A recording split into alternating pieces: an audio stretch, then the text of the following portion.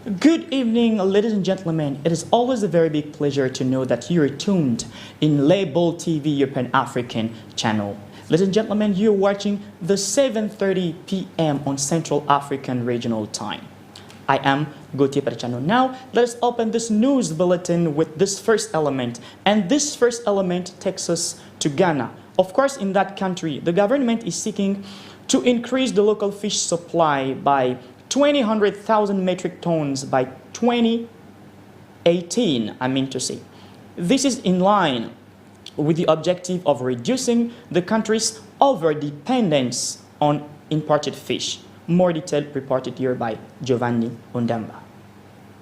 Ghana is seeking to improve its fishing performances, as the Minister of Fisheries and Aquaculture, Elizabeth Afole-Kwai, recently revealed. That initiative aims at maintaining their efforts to adjust the balance of trade deficits that Ghana has been experiencing for some time now. According to the minister, the objective will be achieved through a pragmatic fish farming exercise. Madam Afole argued further that a minister has substantial investments in the sector, with aquaculture being the flagship program to bridge the national fish requirement gap.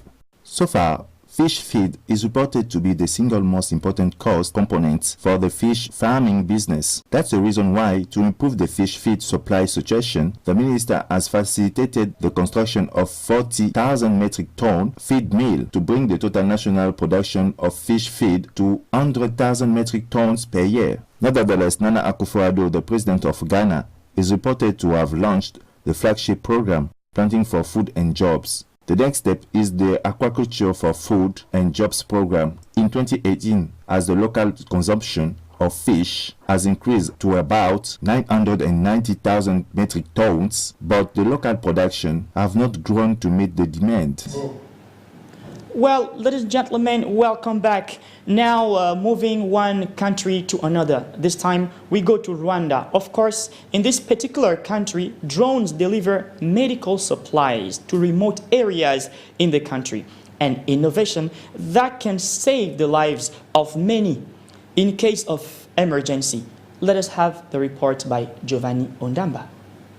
Medical delivery drones cannot be regarded as a luxury, but like a vital item that can help save people when in need. Rwandan authorities have been able to get the drones available to serve the country population in saving people's lives. Indeed, while an emergency occurs, time is a key element to save patients who are losing blood. Some will be calling an ambulance. It may work, provided there is no traffic jam and that the hospital is not far from the scene of a car crash, for instance. But the drones are the best in time delivery for an immediate blood transfusion. For the meanwhile, the drones manufactured by California robotics company Zipline is delivering blood to 21 transfusing facilities in the western part of Rwanda, where challenging roads and healthcare infrastructure have often made it difficult to reach patients in need. Hoping that the rest of the African countries will soon follow the trend, let's wait and see.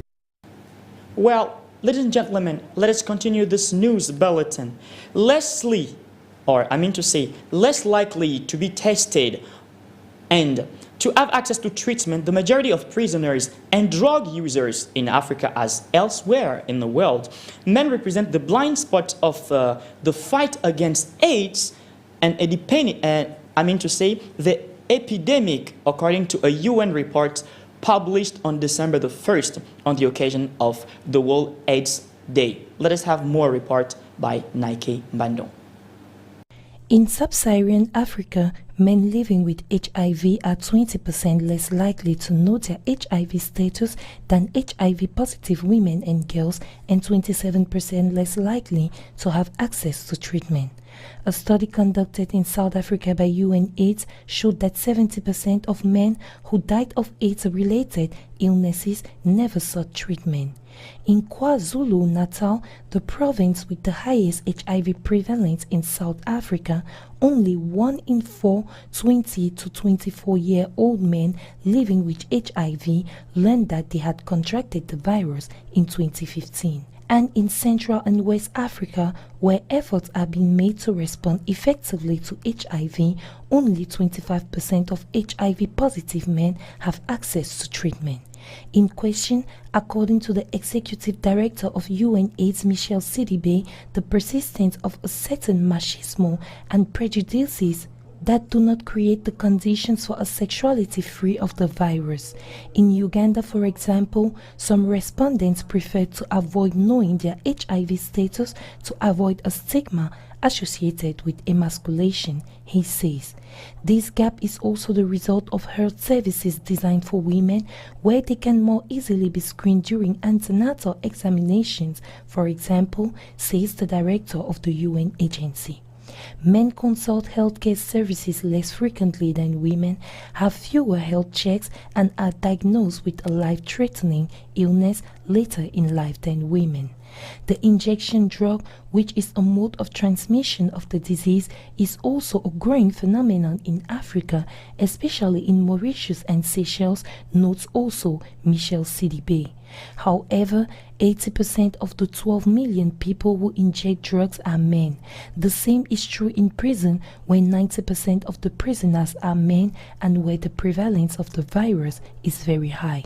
The executive director of ONU-SIDA, however, is optimistic about the general evolution of the epidemic. According to him, the number of new infections has dropped by 48% compared to 2005, the year that represents the peak of the epidemic. Currently, there are 36.7 million people living with HIV in the world, the majority, 25 million on the African continent, 11 million of whom do not have access to treatment. With significant disparities, 6 million people living with HIV in West and Central Africa compared with 19 million in Southern and Eastern Africa. A figure that should not overshadow the considerable progress made in few years in this area. The most notable case is that of South Africa, where the number of people on treatment rose from 90 in 2000, when President Thabo Mbeki doubted the reality of the epidemic, to 4 million recently. In Swaziland, 90% of HIV-positive people are now on treatment. Well, ladies and gentlemen, I'll apologize really for the previous element, because the previous element was not by Nike Mbandon, but it was rather by Eva Mbala. However, let us continue with this element here.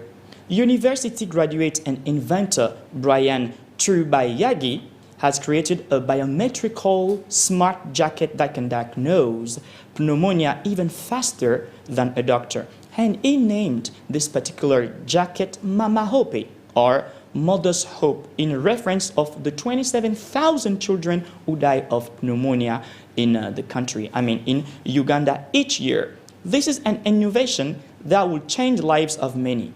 Let us watch the report by Nike Mbandon. There is a big hope in medical sector in Africa. It's a medical feat. On November, for the first time in Tunisia, doctors managed to perform a liver transplant on a 2-year-old child. The operation was carried out by the team of doctors at Fatouma Bourguiba University Hospital, located in Monastir. It was an historic day for Tunisian, Arab and African medicine, said Abdelatif Enouri, the chief of the pediatric surgery department and surgeon principal responsible for this operation performed that night. The operation was carried out by a team of 20 doctors and paramedical staff and lasted 11 hours. The hospital director pointed out that the date of the surgery has been fixed since last year, recalling that the preparation for the completion of this transplant lasted 3 years, thanks also to a partnership with French hospital Necker Enfants Malades in Paris. But in fact, the fruit of this agreement with the hospital in France would have cost 500,000 dinars to the CNAM if the operation is practiced in Europe, according to the group of the Tunisian Association of Senior Technicians in Surgery. The baby remained under medical supervision for 5 days to ensure acceptance of his body from the transplanted organ. A boon for patients with pathologies in the liver, since the success of the first will encourage the medical staff to perform similar operation. The initiative, it's also good to mention, was first announced by the former Minister of Health, Slim Chacker, on the 6th October, but unfortunately, he is not alive to share the joy of the medical team, the ministry, and the parents of the patients. Let us move to the far north of Cameroon, precisely in Maroua, where there is a popular abattoir market. It is one of the main 5 markets in this town that provides a variety of food items at affordable prices. Our correspondent, Elise Kenimbeni, tells us more. Situated in the Maroua Council, Marché Abattoir, as commonly known in French, got its name from the simple fact that it is the main site of butchers and the place where meat is sold in abundance. Being a reference in the town of Maroua, the market is well known for the quality of its fresh food items and the variety of crops and vegetables. This water leaf that we are selling with water and we call him Congo. So we sell it with euro. Like this is 3 for 500. Then with crayfish, you can eat crayfish or gari.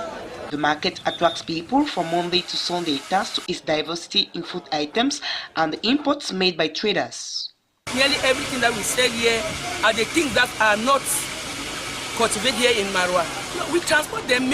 Sometimes I transport from Batibo, Bali, Bamenda, Bafoussam, Yaoundé before reaching here in Maroua. Many traders who have been selling here for the past 8 to 10 years are satisfied by the benefits produced, yet they are faced at times with some socio-cultural hindrances. Because these people here in Maroua, they don't understand even French. The simple French, they don't understand. Some of them don't even know how to say good morning in French. But if you cannot speak in their dialect, you cannot sell. Marché Abattoir, presently under construction by the Maroua Urban Council, is expected to drain more persons, notably strangers and foreigners, visiting the town of Maroua in the far north region. Well, ladies and gentlemen, this is the end of our news bulletin, and thank you for watching. Thank you once again for trusting us more and more, and thank you again for choosing us to inform you day after day. I am Gauthier Perchano, and for now, I say bye-bye.